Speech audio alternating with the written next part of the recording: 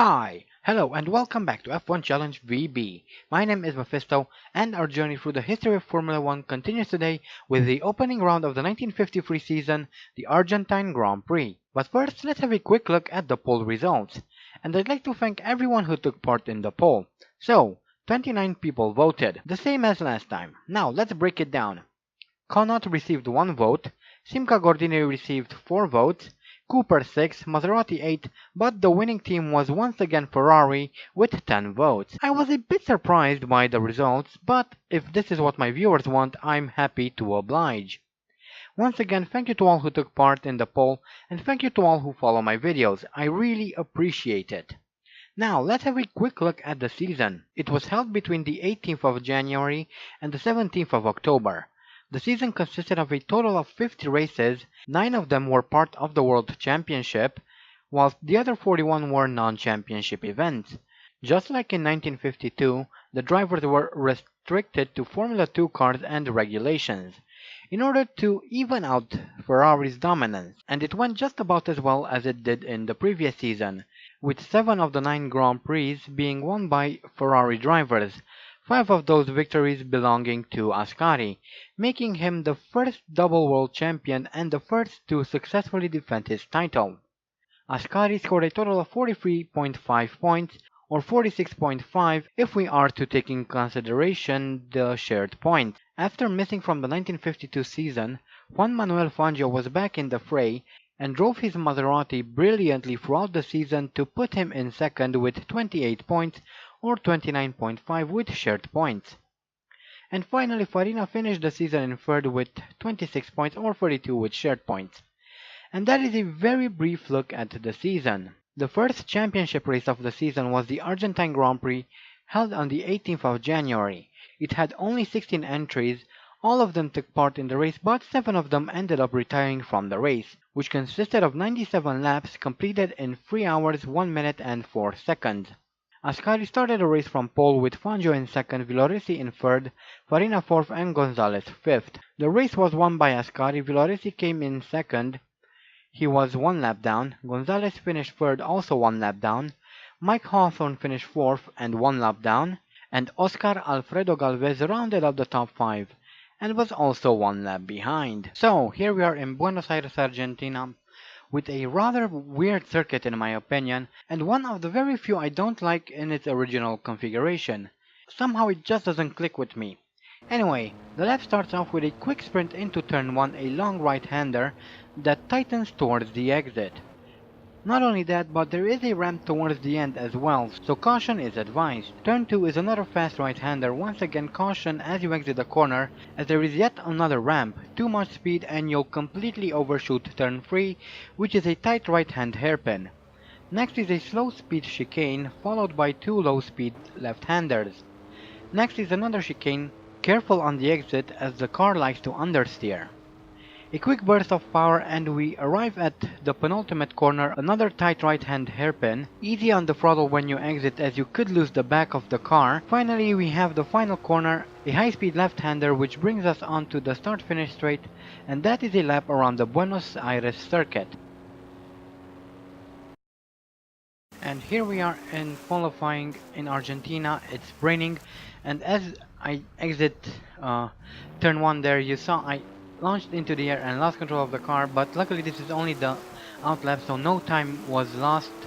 And now we come to start our first flying lap, and I go very wide through turn 1.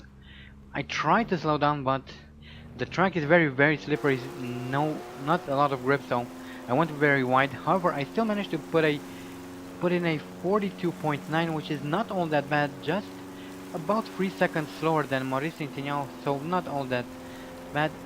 Later on, I put up a 40.7. Nino Farina managed to put in a 38.7, so very good, as I start a new lap and lose control of the car once again. So this lap is absolutely destroyed. Later on, I tried again, and coming through this tight left-hander, I lose control of the car again, and this lap is also destroyed. So then later still, I come through turn 1 again, launch into the air, lose control on the landing, and that is it. And then finally I was doing a very good lap. However, As you saw there, there was a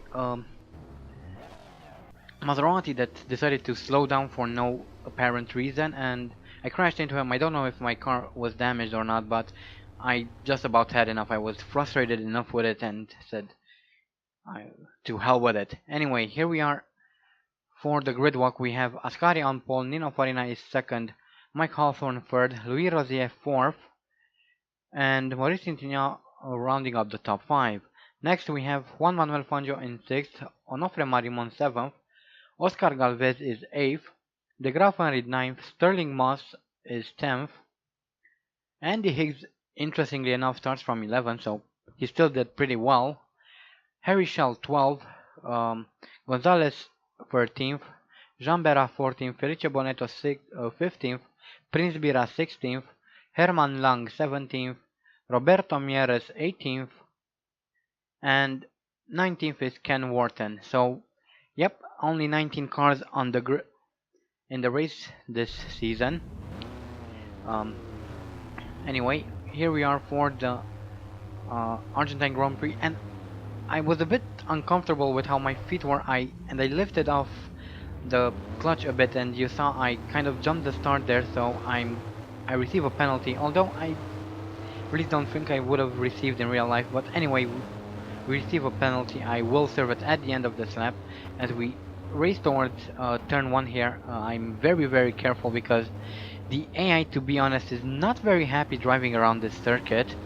It really isn't, and you'll see as the race progresses that it does a lot of stupid things. As we take another look at the start here, a fairly good start on my part, I'd say, but again, because of the AI, I was very cautious, especially as we were approaching turn 1, because I know that even the AI generally loses control even in the easiest of corners, and then we see a Connaught spinning, not sure who it was, and we saw Ferrari off the track not so long ago. And here we have Juan Manuel Fangio in his Maserati, who actually has had a brake problem on the opening lap, so that is the end of his race, as we see one of the Simca Gordinis hitting the Maserati and Cooper as well.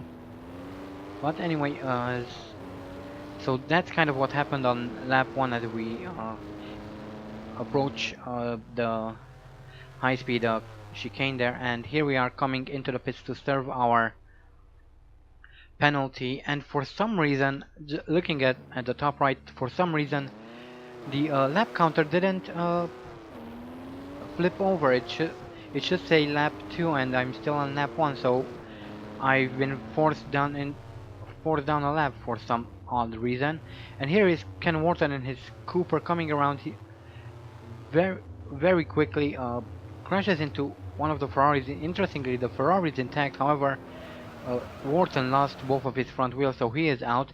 Then a bit later on, I lose control of the car as I jump through that little ramp at the end of turn 1. That one is really frustrating because it's very difficult to land the car perfectly because you're still in a corner. Now coming into turn 2 here, we see a huge mess, cars everywhere, blue flags for some reason. I really have no idea why I'm being blue flagged there, but whatever. And here's a replay of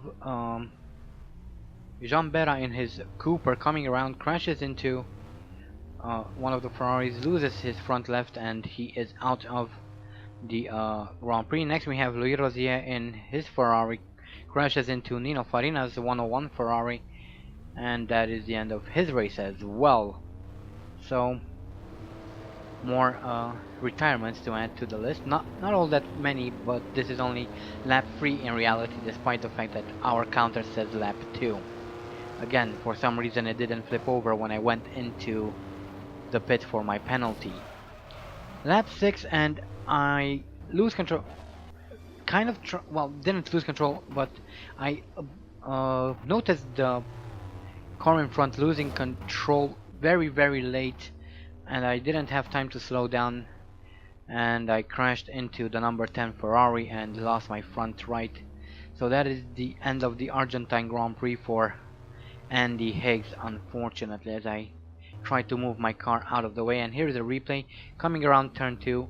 There is number 10, I think that's Alberto Ascari actually, and I crashed into him. Again, I noticed the incident very late, and there comes a Connaught to crash into me. Luckily, he is still in the race. Next we have Prince Bira in his Connaught coming around, loses control of the car, crashes into the scaffolding where the cameraman sits, and that is the end of his race. Next we have Nino Farina in the 101 Ferrari, comes through the fast medium speed chicane, I should say, and flips the car over. I guess it kind of lost grip there or something, and still trying to put the car out of the way here. But yeah, that is the end of our race, unfortunately. Not a good start to the 53 season, but oh well, I guess we have to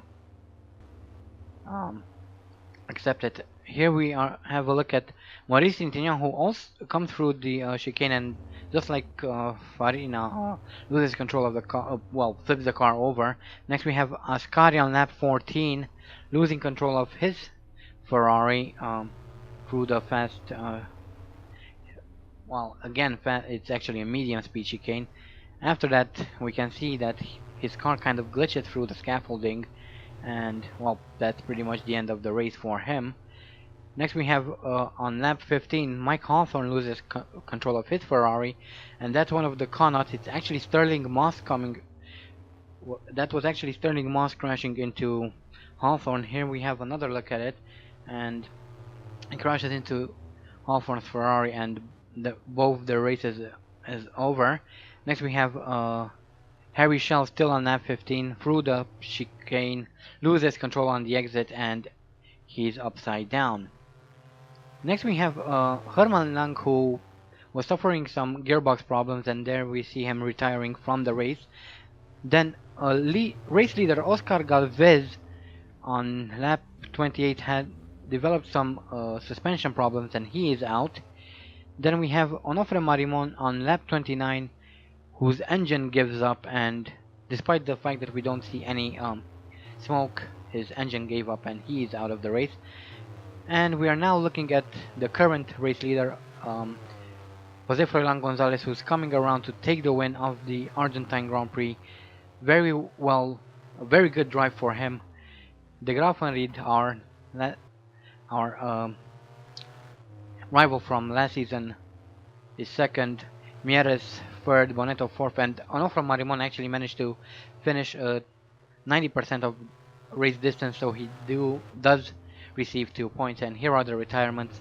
Unfortunately, we are on this table. Not very proud of that, but hey, what can you do? Let's say that this was the first time we ever raced here, and we weren't very accustomed to the circuit. Although it was kind of my fault, because I wasn't paying too much attention. But yeah, not a good race. For us at least, but anyway. Here are the career statistics. This was Andy's 24th Grand Prix. His best start is from 5th, still no pole positions. He has set 5 fastest laps. His best finish is first, has 9 wins, out of which one was at the Indianapolis 500, has won 2 championships, has a total of 99 points, has retired 9 times, has experienced 497 out of 669 total laps, has 3 bronze trophies, 1 silver trophy, 9 gold trophies, and as an extension 9 podiums. And although I don't really think it's all that necessary, here is a look at the championship standings. Well, the order is pretty much the same. Well, not pretty much, it is the same because nothing changed. So Gonzalez takes the lead of the championship at the moment, with De Graaf in second, Mieres third, Bonetto fourth, and Marimon in fifth. So yeah, that was an interesting race. Didn't expect to retire, least of all that early on, but I guess it could happen to the best of us. So yeah. Anyway, guys, this is it for the video, really. I, w- I want to introduce I want to do something new, or something a bit different from what I've been doing until now. And that is, I want to give you guys a little bit more time to vote for next season's team. So I'm going to start the straw poll for next season's team right away, so you can vote right now for next season's team. Even though I think that 1954 also has couple, only about 5 or 6 teams. But anyway, I want to give you as much time as possible, so I'm hoping that an entire season should be more than enough time for you guys. So make sure to vote for next season's team if you want to have a say in what's going to happen with Andy Higgs. But anyway, I hope you guys enjoyed this video. Thank you all so much for watching, and as always, stay sharp.